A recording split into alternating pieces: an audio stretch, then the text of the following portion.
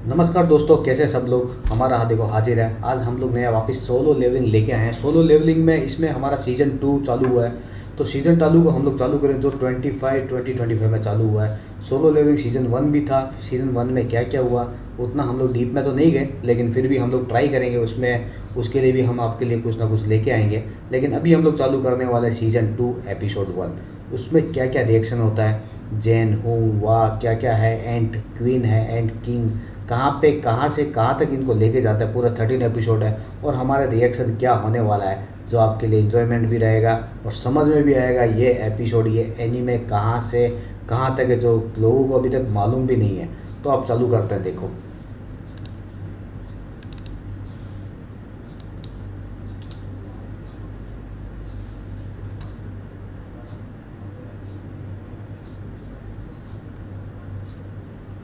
Episode के starting में हम देखते हैं संग जीनू घर में सो रहा था, तभी उसके फ़ोन पर एक कॉल आता है। कॉल को रिसीव करते ही फ़ोन के दूसरी तरफ से उसकी बहन जिन्हा कहती है, तुम्हें पता भी है अभी टाइम क्या है और तुम अभी तक सो रहे हो।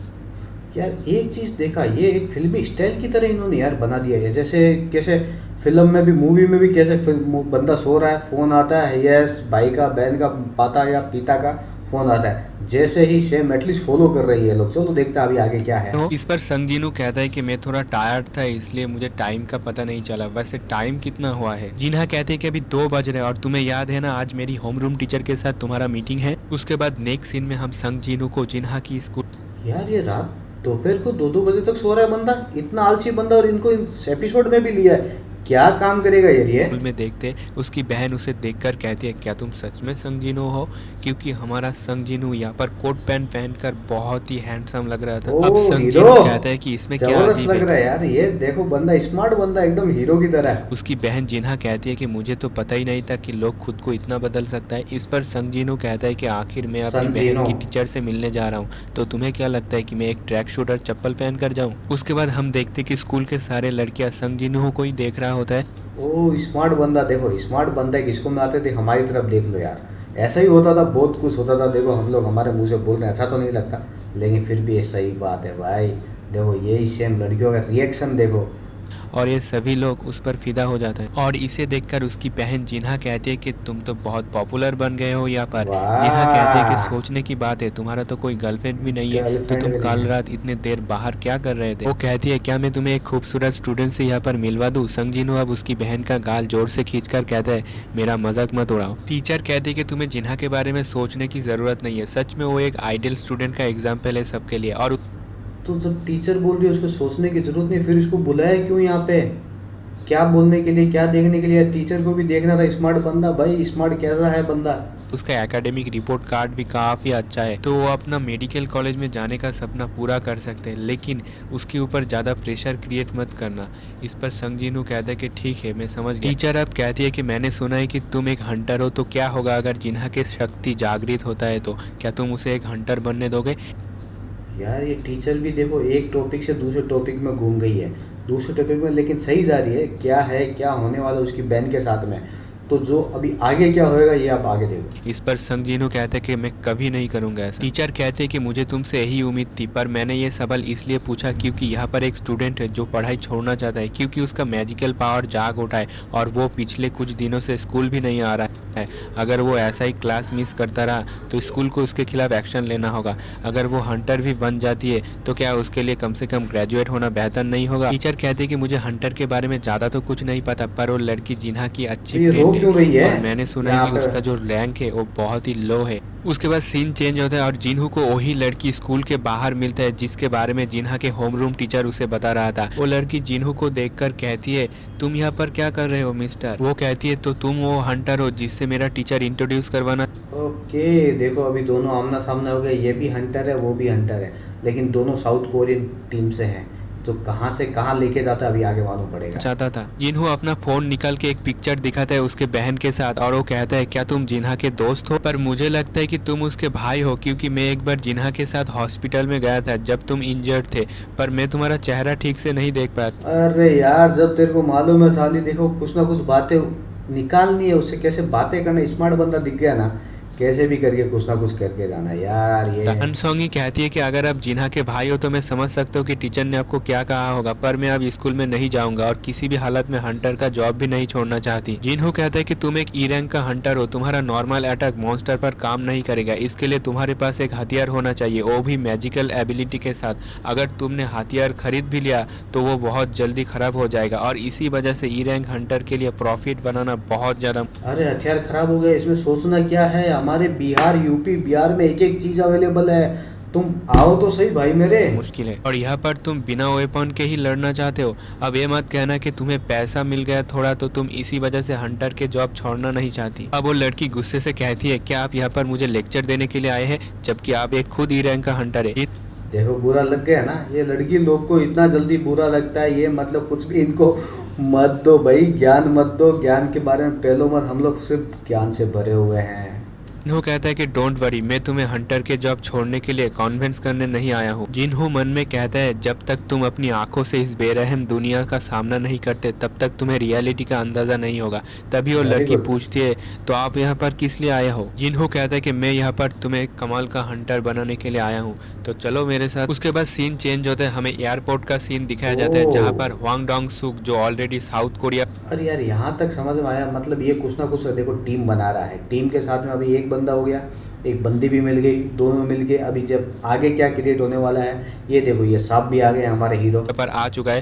ह्वांग डोंग सुक को वेलकम करने के लिए हंटर गिल्ड एसोसिएशन का जिन चुल भी आते हैं। डोंग सुक कहते हैं, देखो तो कौन यहाँ पर आया है, तुम्हें बहुत टाइम बाद देखकर मुझे बहुत खुशी हुई। वैसे हंटर गिल्ड एसोसिएशन का चमचा यहाँ पर क्या कर रहा है। ओ जिन चुल कहते हैं, बाय द वे तुम यहाँ पर कितने दिन के लिए आए हो। ह्वांग डोंग सुक कहता है, कोरिया में रहने का कोई मेरा प्लान नहीं है, मैं बस अपना काम खत्म करके चला जाऊंगा। देखा, मैंने पहले ही बोला था आपको, ये साउथ कोरियन टीम है, ये हंटर टीम, पूरा हंटर टीम बनाएगी, एंड क्वीन के साथ फाइट करेगी। उनका क्वीन ने क्या क्या कहेंगे एंड की, क्योंकि ये लोग बनाने के चक्कर में क्या क्या कितना पापड़ बेलते हैं देखो। तो तू टेंशन मत ले। ओ जिनचुल कहते हैं, तुमने अपनी कंट्री को धोखा देकर दूसरे देश में चले गए थे, तो यहाँ पर वापस लौट के आने का क्या मतलब। ओ ज़्यादा नहीं बोलने का, क्या किया क्या नहीं किया, इसको क्या मतलब यार, क्या पड़ी इसको। हुआ क्या इसका मतलब ई रैंक हंटर संग जिनू और डी रैंक हंटर यो जिन है ना। डोंग सुक कहते हैं, आखिर तुम एक सर्विलेंस एजेंट हो, मुझे तुमसे यही उम्मीद थी, पर तुम्हें तो पहले से ही सब कुछ पता है, तो मुझे क्यों पूछ रहा है तू। डोंग सुक अब गुस्से से कहता है, तो क्या अब तू मुझे रोकने की कोशिश करेगा। उसके बाद सीन चेंज होता है, हमें जिन्हू को दिखाया जाता है और उसके साथ वो लड़की भी आई थी। जिन्हू यहाँ पर व्हाइट टाइगर गिल्ड के 2nd डिवीजन के मैनेजर आहन से मिलने के लिए आया था। मिस्टर आहन उस छोटी सी लड़की को देखकर थोड़ा यार ये अभी देखो एक टीम और आ गई, ये पूरा कंफ्यूज कर रही है सब लोग को। ये ठीक है, ये एक टीम है, एक दूसरा सीन क्रिएट दूसरी जगह पे हो रहा है, एक यहाँ पे चल रहा है।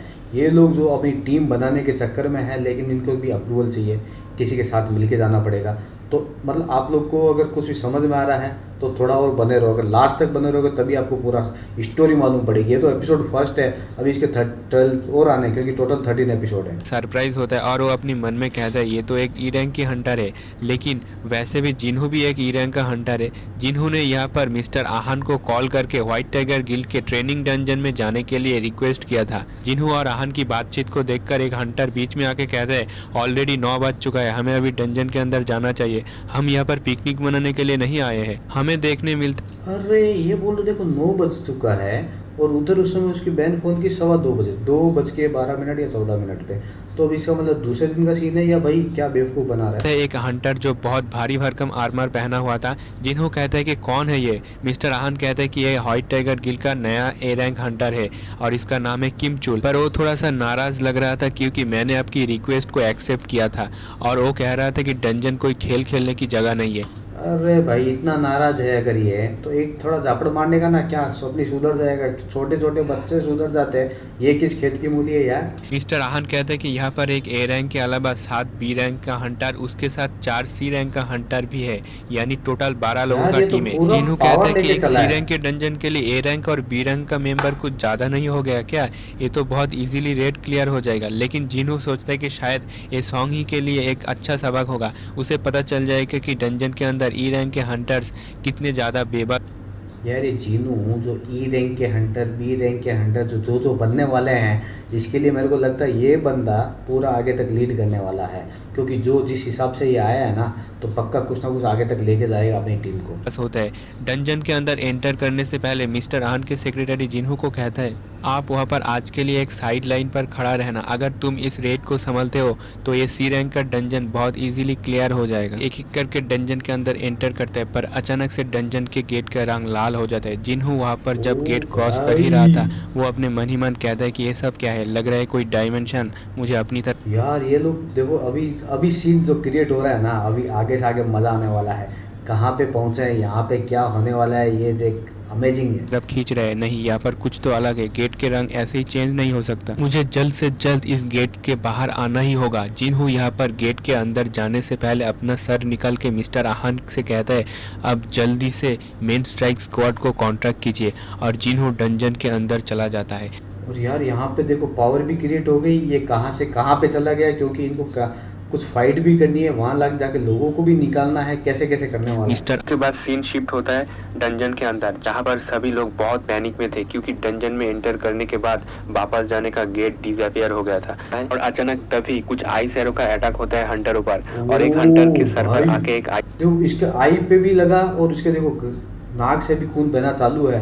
इसका मतलब कुछ ना कुछ अटैक चालू हो गया अभी। आइस एरो आके लगता है। हम देखते हैं कि खतरनाक आइस एल्प्स को जो छुपके से पार कर रहा होता है। सीन में हम देखते हैं कि संग जीनू को, जो कहता है कि इन आइस एल्प्स के आंखें बहुत शार्प है, इसलिए इन्होंने सबसे पहले हमारी टीम के 2 वीकेस्ट हंटर पर हमला किया। जीनू कहता है कि अगर ये इंसिडेंट वो भी सीधा इन्होंने आंखें उड़ाई है आइस एरो का शिकार होता, लेकिन मैं अब इन लोगों को खुद अपने हाथों से मारूंगा।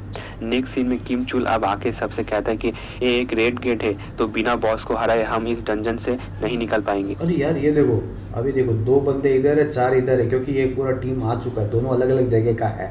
तो इसने देखो शील्ड भी है पहना हुआ, जो इनका बॉस है, सबके पास बड़े बड़े हथियार है, क्या है। तो किम चुल अब सबसे कहता है कि मैं एक ए रैंक का हंटर हूँ, तो मैं तुम लोगों की सर्वाइवल का रिस्पॉन्सिबिलिटी लेता हूँ, लेकिन मैं गारंटी नहीं दे सकता कि सब लोगों को मैं जिंदा वापस ले जा सकता हूँ, क्योंकि हमें डंजन को ओपन करने में कितने महीने तक इंतजार करना होगा, इसका कोई गारंटी नहीं है। ये देखो ये आ गया, अभी बंदा सीधा बोल दिया ना, रेस्पॉन्सिबिलिटी नहीं है, गारंटी नहीं, लेकिन लेके जाएगा डंजन। जो डंजन एरिया है वो एक बहुत ही बड़ा डेंजर एरिया होने वाला है, इसलिए डंजन के अंदर सबको एक साथ मैनेज करना डिफिकल्ट होगा। तो मैं अपना एक खुद का टीम बनाऊंगा डंजन को क्लियर करने के लिए। अगर तुम लोगों से कोई इंटरेस्ट है तो मेरे टीम में आ सकता है। ये सुनते ही सभी लोग किम चुल के साथ आना चाहता था, लेकिन किम चुल कहता है कि मैं किसी भी सी रैंक या उससे नीचे वाला हंटर को नहीं ले सकता। ओ भाई, इन्होंने ग्रेड रैंक भी बना दिया है, ए बी सी, क्योंकि सी से नीचे इनको काम नहीं करना। जो बंदे काम करने वाले फिर जाएंगे किधर यार, बड़ा स्मार्ट बंदा बनता है। क्योंकि ये रेड गेट में बिताया गया एक दिन बाहर बिताया गया 1 घंटे के बराबर है। तो अगर तुम लोग बॉस को मार गिराने तक इस ठंड में सरवाइव रहने में कामयाब हो जाते हो, तो तुम लोग भी हमारे साथ सुरक्षित वापस जा पा। देखा, सही बोला, ये ठंड के अंदर इनको सर्वाइव करना है। जैसे इसने पूरा जैकेट पहन के रखा है, बाकी बंदे लोग कुछ भी इतना भाई टोपी वोपी कुछ नहीं लेके, ग्लव्स व्लव्स सब पहन के आए। ये बंदा इतनी ठंडी में, इससे ज़्यादा हमारे जम्मू कश्मीर है यार। आओगे तभी हम देखते हैं कि एक लड़की किम चुल से कहती है कि एक्सक्यूज मी, क्या मैं टीम को स्विच कर सकती हूँ। किम चुल कहता है जैसी तुम्हारी मर्जी। और किम चुल मन में कहता है कि एक ए रैंक के साथ रहने के बजाय टीम स्विच कर रहा है, कौन है ये लड़की। अब वो लड़की संग जीनू के पास आके कहती है कि किम चुल ने आइस एल्प्स के आते हुए एरो को नोटिस नहीं किया था, पर तुमने उसे नोटिस किया था।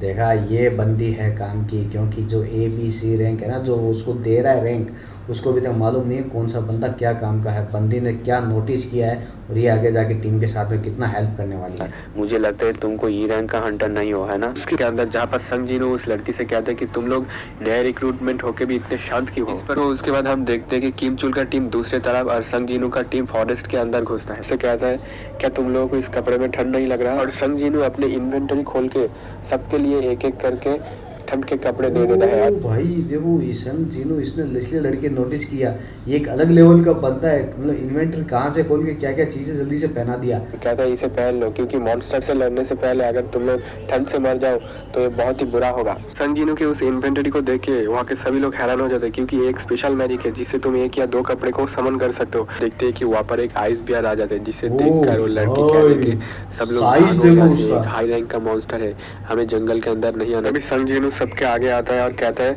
तुम लोग पीछे रहो, इस मॉन्स्टर को मैं सिर्फ अकेला हैंडल करूंगा। और हम देखते हैं कि संग जीनू उसे एक वन शॉट ओ में मार यार डालता है। देखकर वहाँ के जबरदस्त, सभी लोग एक ही बहुत ही बार में हैरान हो इतना। जाता है। और उसके बाद अगले सीन में हम देखते हैं कि ये लोग आइस बियर के मीट को खा रहा होता है, इस खत्म कर अरे भाई इसको तो मार के इसको पका भी लिया ये लोगों ने, इतना जल्दी सीन क्रिएट। जबरदस्त बंदे लोग हैं, और लेकिन एक ही सिंह जून। करके आइस बियर के उस झुंड पर जाता है जहाँ पर बहुत सारे ओह, उसने एक को मारा लेकिन पीछे देखो कितने सारे आइस। आइस बियर होता है, जिसे देखकर संजीनू कहता है कि बाहर आ जाओ। इस बार हम देखते हैं कि संजीनू के पीछे से बहुत सारे शैडो आर्मी निकलता है और वो शैडो आर्मी जाके सभी आइस बियर को बहुत ही बेरहमी से मार रहा है। देखो ये एक डिफरेंट पावर है इसके अंदर जो कभी भी दिखेगी भी नहीं, और शेडो पावर क्रिएट कर देगा। और इमीडिएट ये इस लोगों ने देखो कितना को लोगों को कितने को मार दिया है। थोड़ी देर बाद हम देखते कि आइस बियर के जो लीडर है वो भी यहाँ पर आ जाता है। उसे देखकर अब संजीनू इग्रिस को भेजता है। इग्रिस जाके उसके साथ फाइट करता है और उसे बहुत ही बेरहमी से जख्मी करता है और उसके बाद उसके सर को उड़ा देता है। ओह इसे सर, देखकर हाथ सब उड़ा संजीनू दिया है। सोचता है सच में इग्रिस के पास जो अभी तलवार है, ये तलवार अगर पिछले फाइट के दौरान वो निकलता तो मैं शायद उससे हार जाता, क्योंकि इसका जो अभी पावर है ये बहुत ही हाई लेवल का है। इग्रिस अब संजीनू से संग जीनू की पावर है, संग जीनू का जो बंदा है ये लोग, क्योंकि ये तलवार जो है ना इसकी एक अलग लेवल की है। के पास आके नील डाउन होता है।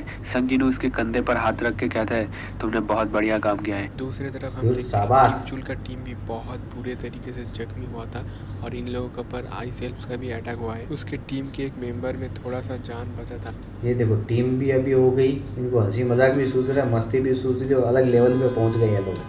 पर उसे भी एक आइस एल्प्स बहुत ही बेरहमी से मार देता है। लिटरली बताऊँ तो ये सीन में मैं भी डर गया था और इसे देखकर किमचुल की पैंट गीली हो जाती है और वो डर के मारे क्या चिल्ला रहा है यार। हम देखते कि यहाँ पर आइस एल्प्स का बॉल भी आ जाता आइस है एल्प भी यानी है। बाकुरा, और उसके बाद ये एपिसोड यहीं पर ही ख़त्म हो जाता है। अगर एक्सप्लेनेशन देखते ये सिंह जून देखो, सिंह जून ने अलग लेवल बनाया।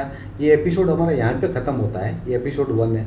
अभी उसके आगे 2 भी कंटिन्यूड रहेगा, लेकिन सिंह जून ने जो क्रिएट किया है सीन, उसके साथ में शेडो पावर है। ठीक है, शेडो के साथ में उसकी जो टीम है वो भी एक क्रिएट करके रखी है। ये भाई एक अलग ही लेवल पे जाने वाला है, तो भाई लोगों इसको मिस मत करना। ये लेवल 1, ये एपिसोड 1 है, एपिसोड 2 भी आपके लिए आएगा। तो हमारे साथ बने रहो, कमेंट करो, लाइक करो, शेयर करो, सब्सक्राइब करो। अगर आपको कौन सा पार्ट अच्छा लगा तो वो भी हमारे साथ शेयर करो। Thank you.